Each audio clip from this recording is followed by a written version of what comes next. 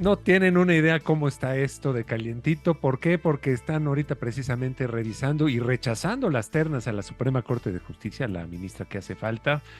Y pues como si fueran los premios Oscar o los premios Ariel, vamos a decirle de alguna manera, teníamos a nuestro equipo de abogados, a Claudia Aguilar y a Alejandro Envila, viendo este tema, revisándolo y sobre todo, pues 6 horas, te echaste, ¿no, Claudia? Me estabas comentando ahorita, 6 horas de Ayer comparecencia.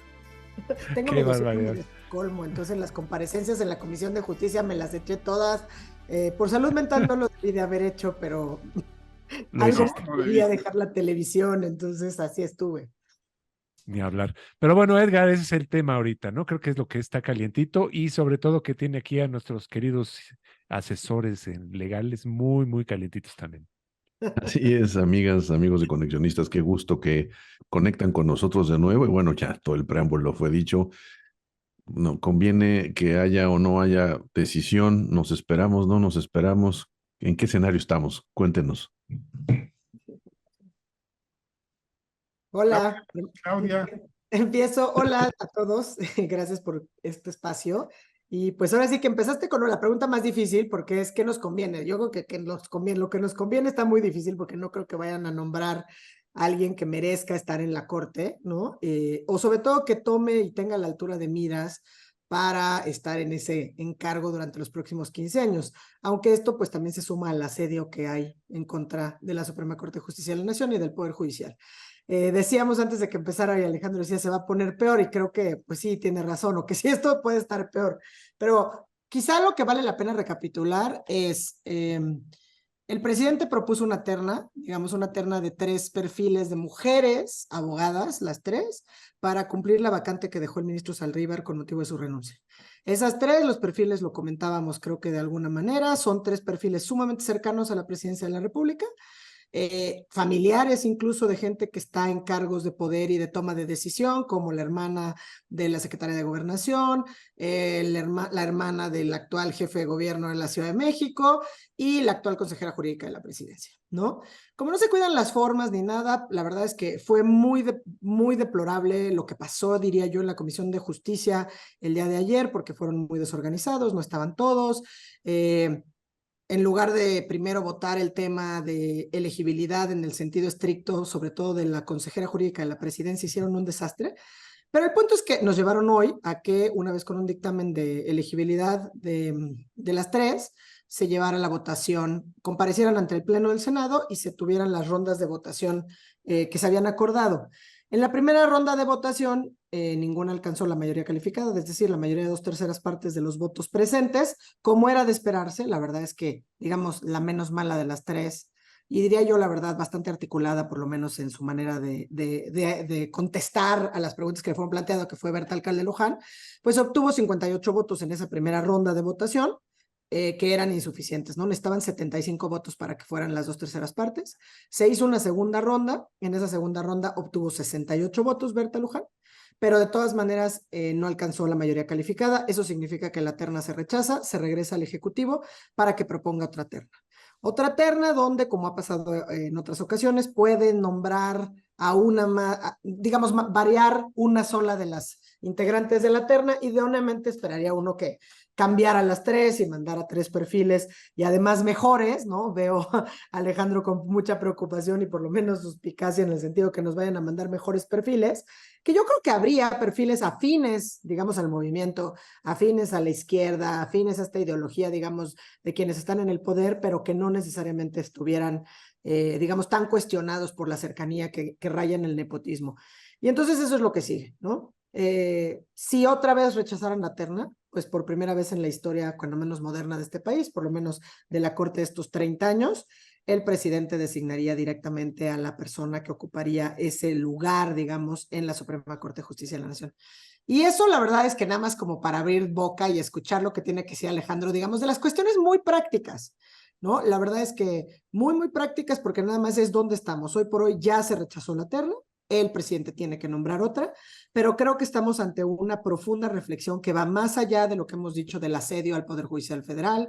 Ya salió con otra idea de tener un tribunal casi inquisitorial en contra de los jueces y magistrados, y las tres, por lo menos dos de las tres, Lenia Batres y la consejera jurídica de la presidencia en sus comparecencias, la verdad es que yo hasta me cuestionaba, pues, ¿para qué quieren ser ministras de la Corte si cuestionan incluso las facultades que tiene la Suprema Corte, la constitucionalidad de los actos que emiten? Entonces, creo que la seria reflexión es lo que ya habíamos platicado en este espacio muchas veces, la reforma del Poder Judicial que sigue, que se avecina y que se anuncia, digamos, desde las propias candidatas, por lo menos la candidata única de Morena. No sé si estés de acuerdo, Alejandro, ¿qué más tienes que decir? Mira, yo creo que Claudia es muy optimista. Ella, y además con justificada razón, ve adecuado que se haya rechazado la terna, porque efectivamente ninguna de las tres tiene el perfil, los méritos profesionales y la independencia de criterio para ser integrante de la Suprema Corte de Justicia de la Nación. La verdad es que se esperaba que se rechazara esta terna. Pero como ya no hay ningún decoro en el ejercicio del poder actualmente, y esa falta de decoro, vamos, alcanzó ya el poder legislativo, rebasó, vamos, inició en el ejecutivo y alcanzó el legislativo, y ya también afectó al judicial, ¿no? Ya hemos platicado aquí de la renuncia de Saldívar, pues es una renuncia eh, carente de decoro por lo menos. Pero bueno, ese no es el tema. Como no hay respeto ni siquiera por la norma, va a cambiar un nombre el presidente y puede presentar otra vez a estas tres. En estricto sentido debería cambiar toda la terna, porque toda la terna fue rechazada. Ninguna de las tres candidatas obtuvo los votos necesarios. El rechazo es a la terna, no es a una persona. Si presenta, como presumiblemente lo hará, otra vez a dos de estas tres y sustituye a una, el propio presidente estará violentando el procedimiento. Pero se dan permiso de interpretar la norma como les conviene. La terna globalmente fue rechazada. ¿Por qué? Porque ninguna, insisto, ninguna de las tres alcanzó los votos para ser ministra. Entonces, pues es una vacilada que tú quites a una, conserves a dos, pongas a una tercera nueva, a ver qué pasa. Y la verdad es que lo que el presidente quiere que pase es que las rechacen para él designar. Por eso yo fuera del aire le preguntaba a Claudia, ¿y si habrá sido una buena noticia que la rechazaran? Yo creo que el presidente estaba seguro de que le iban a rechazar. Honestamente, no veo que vaya a mejorar la siguiente propuesta, aunque cambiaran los tres. Y no va a mejorar, Claudia lo dice muy bien. A ver, sí hay abogadas y abogados con perfiles adecuados en el propio movimiento de Andrés Manuel López Obrador. Yo les pongo, a ver, uno sobre la mesa y ustedes entenderán perfectamente y puede no caerle bien a muchos, ¿eh? Jaime Cárdenas Gracia. Él pudo haber entrado a una terra de estas. Habrá quien diga que no tiene los méritos, lo podemos discutir. Tiene la trayectoria, tiene el perfil, pero ¿saben por qué Jaime Cárdenas no entra? Pues porque le renunció al presidente cuando lo puso a dirigir el instituto para devolverle al pueblo lo robado. O sea, creo que al mes Jaime renunció, o a las semanas. Acabó diciendo, yo no me voy a prestar a esto. A ver, y es un hombre consistente de izquierda de toda su vida, que ha apoyado a López Obrador, pero no lo van a proponer. Él tiene el mérito académico y el mérito administrativo, por lo menos. Pueden decir, no tiene carrera judicial. A ver, no se necesita tener carrera judicial para estar en la Corte. De hecho, este diseño de Corte nació pensando en que ahí está representada la carrera judicial entre los ministros, la carrera judicial predominantemente sí, pero también los abogados corporativos y la academia y los abogados litigantes. No todo es carrera judicial. Jaime Cárdenas es un investigador de la Universidad Nacional, es un catedrático, fue consejero electoral y no lo hizo mal, lo hizo bastante bien en el INE de José Woldenberg. Vamos, ahí hay un perfil y seguramente si le rascamos encontramos otros. ¿Por qué no van a proponer a ninguno de esos? A ver, pues tampoco las propusieron porque fueran mujeres, ¿eh? El presidente no las incluyó porque fueran mujeres ni porque creen en el feminismo. No, claro que no. Las propuso porque le gusta un perfil de mujer dócil. Y me hago cargo de lo que estoy diciendo y sé que muchas mujeres se pueden sentir ofendidas y a lo mejor me cierran mi cuenta de ex como Vicente Fox, lo lamento, pero a ver, eh, para mí hay pocas frases tan absurdas como esta de es tiempo de mujeres. Pues, claro que es tiempo de mujeres y de personas con altas capacidades, sean hombres o mujeres. No creo que sea tiempo de mujeres dóciles. Y perdón, pero estas tres abogadas postuladas por el presidente que fueron rechazadas no estaban ahí ni siquiera por ser mujeres, tampoco estaban ahí por su gran calidad como juristas, estaban ahí porque son personas absolutamente alineadas al presidente, por su ausencia de independencia de criterio. El presidente también propuso a Margarita Ríos Fajard y también propuso a Juan Luis González Alcántara y está enojado con ellos. ¿Por qué? Porque aunque coincidan en las ideas de la izquierda, ellos han sido respetuosos del papel de la Corte y han sido independientes con su criterio al momento de analizar los asuntos, que es lo que debe hacer cualquier juez, pero con mayor razón un juez de un tribunal constitucional. Ahora, yo voy a retomar dos ideas de las que dijiste porque me parecen súper interesantes. Una, el perfil de Jaime Cárdenas, a quien tuve el privilegio de conocer personalmente justamente en la Asamblea Constituyente, y que además es un perfil, como dices, cercano a la ideología, sin duda incluso, bueno, ¿se acuerdas que se criticó en algún momento una iniciativa de reforma que propuso el presidente que era prácticamente un copy-paste de un texto publicado por Jaime Cárdenas y que después dijo sí, y que se sentía incluso orgulloso que lo hubiera usado como exposición de motivos? Te diría, yo hace poco me topé porque este año escribió un artículo, Jaime Cárdenas, respecto al tema de la elección de ministros, donde él aborda esta posibilidad incluso de incorporar una elección, pero no digamos de manera directa, como que lo establece en dos partes o en dos etapas. Un proceso donde se cumplan los requisitos, digamos, de idoneidad, de elegibilidad técnicos, y que ya dentro de ese pool de personas que, digamos, cumplen con estos requisitos técnicos, entonces se procediera al tema, digamos, de la elección en las urnas. Esa es una propuesta incluso de Jaime Cárdenas, que diría uno, está no solamente en la ideología, sino hasta en las propuestas que están, digamos, de corte electoral, alineado.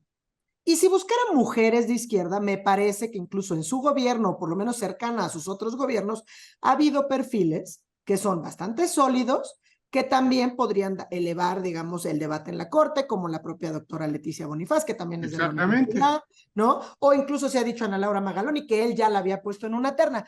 Pero no nos metamos en los perfiles. A mí hay algo que realmente me preocupa, porque no me gusta suscribir si son mujeres dóciles o no, pero el tema de la capacidad y del desdén al poder al que pretendían llegar. Claro. Pues a mí lo que me alarmó era, pero la verdad, perdón, si Claudia, un alumno mío de cuarto de la Libre me hubiera contestado una de las cosas que dijeron Lenia Batres o María Estela Ríos, estarían reprobados. O sea, María Estela Ríos no sabía distinguir, dijo que era un principio que tal vez todavía estaba en vigor, que los actos de autoridad estuvieran fundados y motivados. Genuinamente me quedé alarmada, porque dije, claro, por eso el presidente está tan enojado y por eso pierden todos los asuntos, porque si su consejera jurídica tiene dudas de si los actos de autoridad deben estar fundados y motivados, pues eso justifica que los decretos lleguen de la manera que se emiten y que por eso no resistan la prueba de la risa ante un juez y que entonces la idea del presidente sea, mejor voy a estar en esta hondonada atacando al Poder Judicial Federal. No porque sea perfecto, sin duda tiene muchísimas críticas y por eso me gustó el ejemplo que usaste, Jaime Cárdenas, que él mismo trae propuestas de reforma. Lo que sí vimos en las comparecencias de estas dos personas es que hablaron de cosas, por lo menos Lenia Batres y María Estela, o Estela Ríos, es que era increíble, o sea, como dices, claro, dentro de esas tres, pues sí, parece que es un garbanzo de a libra, Berta Alcalde Luján, que además se sabe expresar, que por lo menos tiene más conocimientos técnicos, que mostró un estudio, digamos, de los criterios más recientes de la Corte, es decir, llegó preparada, ¿no? La verdad, la consejera leyó su semblanza, o sea, hubo un momento en que la leía en tercera persona, sea, dijo, se ha desempeñado como, o sea, no era ni siquiera para actualizarlo hablando en primera persona. Pero habló, a mí me parecía sumamente grave. Hoy frente al Senado dijo que había que dejar, que digamos, en términos de los procesos, que los formalismos eran importantes, pero que pues había que irse al fondo del asunto y claramente, obviamente pensando en los temas donde se ha invalidado cuestiones como la que platicábamos aquí, como el plan B, porque son cuestiones Por fallas de invalidables, forma, por ¿no? fallas de forma. Vicios tan graves que hacen que se trastoca la posibilidad incluso de que se haya esta deliberación. Entonces, yo creo que claramente, o sea, suscribo esta parte y no es que sea optimista, o sea, yo creo que quizá por primera vez en la historia vamos a estar con que el presidente imponga a una ministra en la corte. Digamos, las otras las ha socializado. Deja mucho que desear de todas maneras que los senadores se salgan porque tienen algo más importante que hacer. Hubo primero 44 votos en contra y después hubo 40 votos en contra. Entonces, digamos, pues en la rayita, ¿no? En una de esas les hacen manita de puerco de aquí a la siguiente y vuelve a pasar por la mayoría calificada de las 2/3 partes. Y donde no soy optimista es porque suscribo como tú y nada más de escuchar lo que las tres dijeron, en que ellas mismas saben que la supervivencia de la Corte pende de un hilo, incluso como diseño institucional. Claro, claro. Entonces, eso claramente te quita cualquier optimismo, ¿no? La verdad es que lamentablemente mi formación de abogada pues me impide no estar viendo el proceso y quizá por lo menos decir que quede un dejo, pues no sé si de respeto, de vergüenza, o sea, no sé cuál es el calificativo y que por lo menos se rechace la terna en esta ocasión, me parece que era lo mínimo que podíamos esperar. O sea, que el propio presidente lo esperaba, tú mismo lo dijiste, ¿no? O sea, el Sí, presidente no, esperaba creo que es una terna diseñada para eso, ¿no? Hubiera sido una interesante sorpresa, no dije una buena, una interesante sorpresa, eh, que esta niña, Berta la Alcalde. abogada Berta Alcalde, amaneciera como ministra de la Corte. Creo que a lo mejor al presidente le hace daño la cena porque no, su cálculo no es ese, ¿eh? No, Su exacto. cálculo es el designar, aunque pues indirectamente él propone a las tres, ¿no? A ver, yo, igual que tú, digo, yo no fui a la Asamblea Constituyente, pero conozco a Jaime Cárdenas de hace muchos años, me topo con él en la universidad. eh, es un hombre genuinamente Genuinamente. de izquierda que no claudica sus ideas, pero con el que se puede dialogar, Sí, sin duda. con el que se puede llegar a acuerdos incluso. O sea, y estoy hablando de pláticas académicas.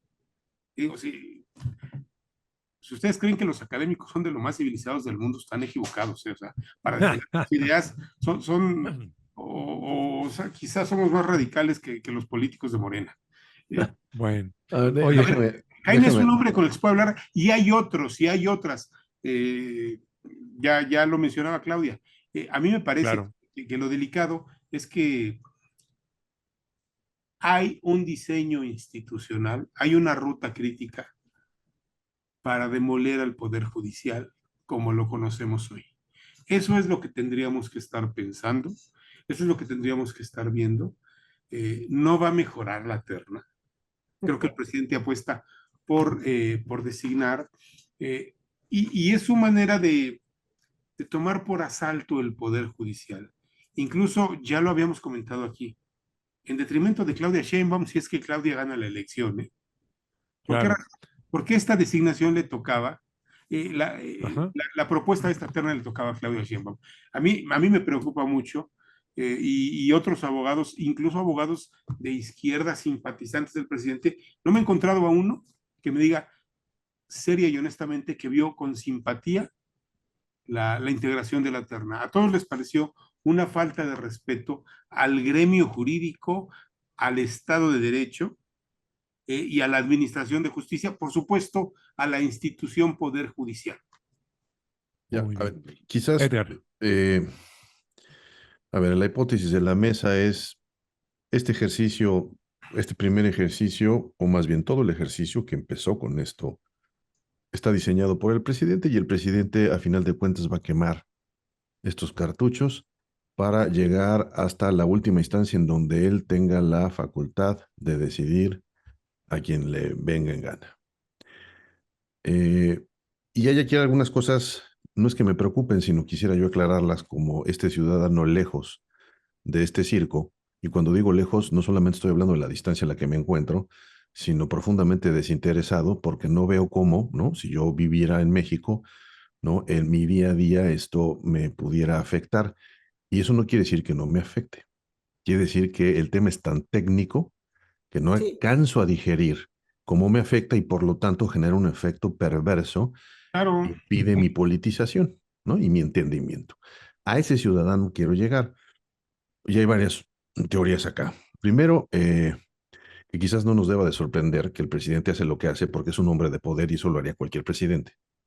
sí. Yo no sé, y esta es la pregunta para ustedes, si en la historia de la Corte hablamos de las formas. Claudia, tú decías que nunca habíamos tenido algo, digamos, tan cínico y tan irrespetuoso como ahora, en donde habría que cuidar las formas, pero parece ser que me cuesta trabajo a mí pensar que en el modelo, en el diseño de la política mexicana, en donde el presidente es el hombre fuerte y hace lo que se le pega la gana y coloca a sus cuates desde que conozco al país, y no me refiero a mi edad cronológica. Entonces, la primera pregunta es si la sorpresa es solamente por un cambio de formas, en donde el presidente va a poner a quien se le pegue la gana. Entonces, y quiero pensar en ese ciudadano y que aquí hay que aclararle ese punto, No, yo a te decirle, diría, con oye, esa pregunta, preocúpate por esto, porque justamente esto antes no había ocurrido, ¿no? Y la segunda pregunta que quiero hacerles es, ¿qué me pasa a mí en este momento de impasse? O sea, ¿hay algo a mí como ciudadano de a pie que me tenga que preocupar en donde tenga yo algo que hacer o valga la pena hacer algo?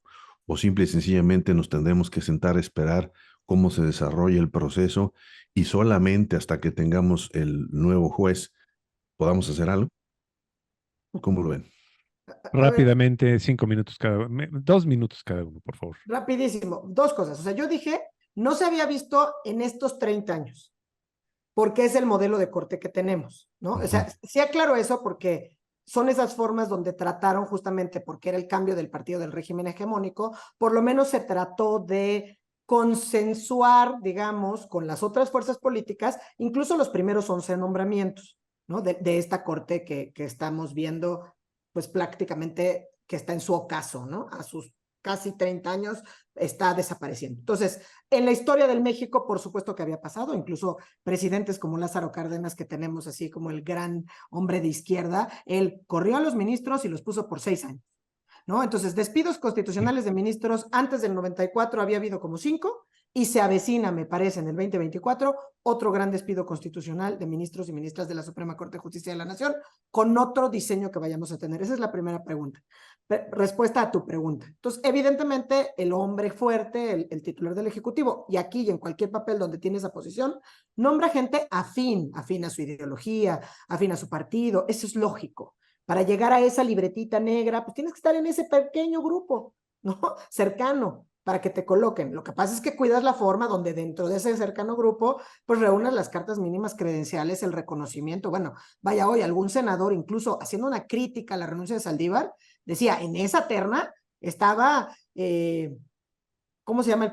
Córdoba y estaba Eduardo Ferrer. O sea, ese era el nivel de juristas que estaban en una terna al mismo tiempo, ¿no? Entonces, esa es una. Y la segunda, ¿cómo nos debe preocupar? Ese es el gran problema. O sea, no es que sea técnico, es que vemos tan alejadas a las instituciones. Así como criticamos a los políticos y de repente te acercas y dices, hay buenas maneras de hacer política y hay buenos políticos que sí creen en ese oficio.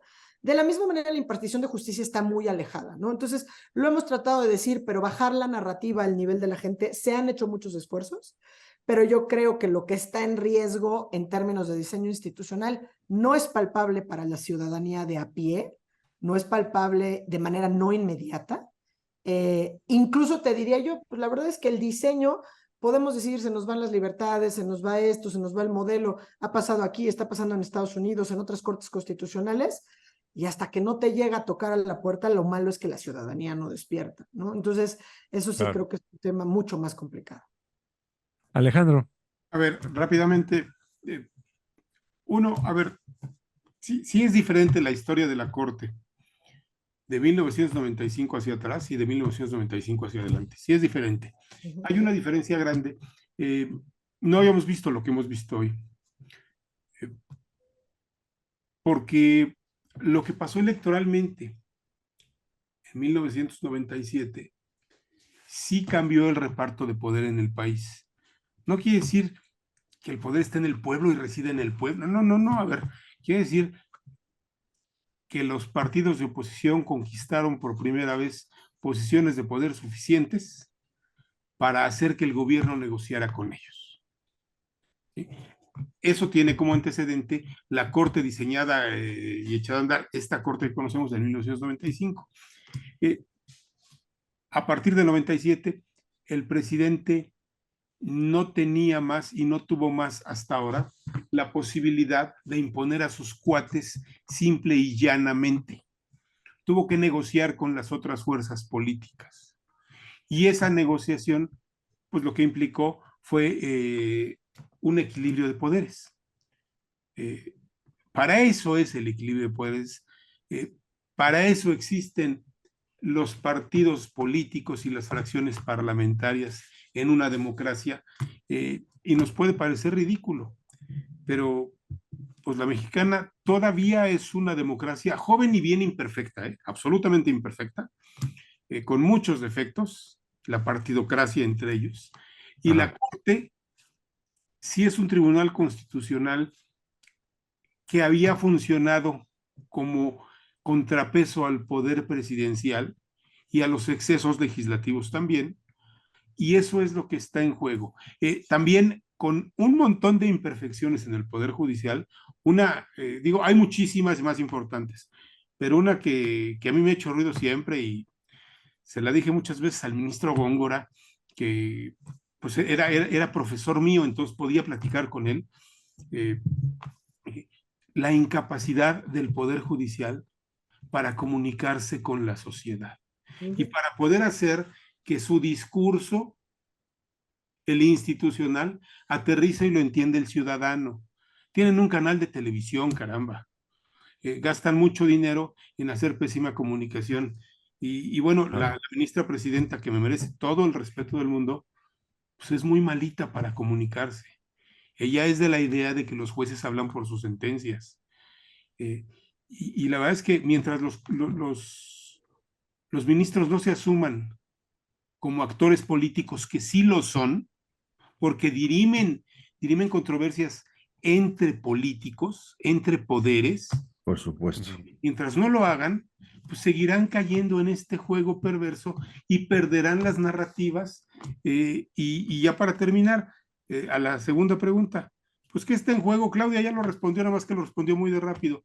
A ver, perdón, si perdemos a la Corte, lo que va a estar en riesgo, que el ciudadano de a pie debería entender, son sus libertades individuales y las nuestras, ¿eh? Si perdemos el contrapeso de la Corte, lo que hoy llamamos derechos humanos, que cuando Claudia y yo estudiamos se llamaban garantías individuales, eso es lo que te asegura a ti tu derecho de propiedad, el derecho de propiedad sobre tu carro, sobre tu casa, y sobre tu salario. El derecho a no ser detenido arbitrariamente por un policía, a no ser juzgado en lo oscurito. Esos derechos los tutela la Corte. El derecho a tener seguridad social, a tener seguridad jurídica. Hay cosas que el ciudadano debería preocuparse por entender más. A los políticos les interesa muy poco tener una sociedad informada y educada, y hoy estamos, la Corte sí le sirve al ciudadano común y corriente, y hoy está en riesgo algo muy importante para todos. Este no es una disputa de poder de partidos políticos, aquí es una disputa de derechos de los ciudadanos, de las ciudadanas. Muy bien. Bueno, eso es lo que se puede perder si, como dice Claudia, este modelo de corte que tenemos hoy está en su ocaso y viene una corte de consigna, como es la que el presidente López Obrador parece pretender construir, una corte no con ministros, sino con cortesanos suyos. Claro. Ni hablar. Más claro, ni el agua. Pues ahí estamos. Edgar, ¿no se quiere rematar? No, está claro. Yo creo que el mensaje aquí es esta pérdida y para evitarla hay que garantizar que siempre haya contrapesos al poder. Y esto Exacto. implica el inicio de la posibilidad de perder quizás el más importante de los contrapesos. Pues muchísimas gracias, Claudia, Alejandro, por Muchas acompañarnos gracias. y por meterle emoción al programa en esta ocasión. Y vamos a estar muy Gracias. pendientes. Obviamente, cuando salgan ternas y cuando salgan resultados, pues vamos a estar platicando del tema y sobre todo con Claudia y con Alejandro para que entenderlo mejor. Claudia, rápidamente tus redes sociales. Me encuentran en X como @C Aguilar Barroso. Alejandro, ¿cuál es tu X? Todavía hoy me encuentro en @Vila Fisher. No sé, a lo mejor por violencia de género me lo pueden quitar. Pues es que sí, te andas ahí haciendo cosas que no eres, man. Pero bueno, nosotros somos Conexionistas MX, nos encuentran en Twitter y en Facebook, en Twitter ahora se llama X, Conexionistas México en YouTube y en Spotify nos encuentran como Conexionistas México también. En Telegram nos pueden encontrar como Conexionistas, nada más, ahí estamos publicando continuamente temas de los que hablamos en esta plataforma. La música es de Alejandro Sabo, ahorita la encuentran en YouTube y el diseño es de Sofía Reynoso, ahí la encuentran en Facebook y en X. Muchas gracias, nosotros somos Conexionistas. ¿Te pareció interesante este video? ¿Quieres ver y escuchar más contenido de este tipo? Conviértete en un patrocinador de Conexionistas. Visita nuestro Patreon y escoge la manera en que tú puedes ayudarnos a seguir creando contenido de calidad. Encontrarás la liga en la descripción de este video. No lo olvides, con tu patrocinio puedes ayudarnos a realizar más contenido de calidad, contenido de Conexionistas.